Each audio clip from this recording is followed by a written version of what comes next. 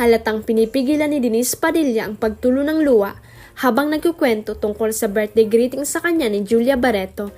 Nakausap ng bandera ang aktor kagabi bago magsimula ang presko ng bago niyang pelikula, ang When Magic Hearts, na pinagbibidani ng Mocha Urquia at Viver Magtalas.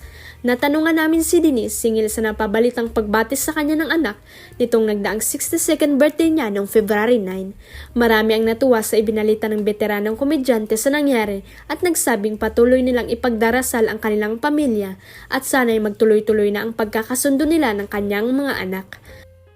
Naluwa ako doon, tumigil sandali at pinipigil ang maiyak. That was sweet, para bang tago sa puso yung mararamdaman. That's why I'm so happy. I hope makapag-dinner or lunch kami soon. Hindi lang si Julia, gusto ko rin syempre makita si Claudia, saka si Leon kasi almost 2 years ko na silang hindi nakikita.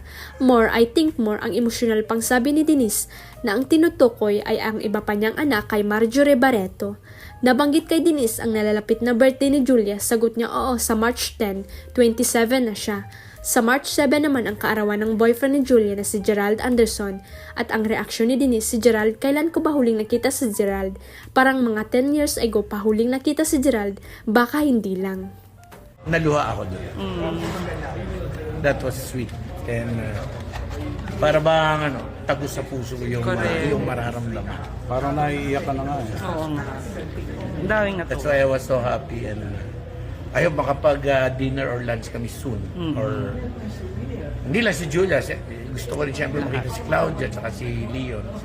Kasi almost 2 years ko na hindi sila nakikita. More, I think more. Huwag kalimutang i-click ang subscribe button at i-ring ang notification bell para sa latest at legit chika updates.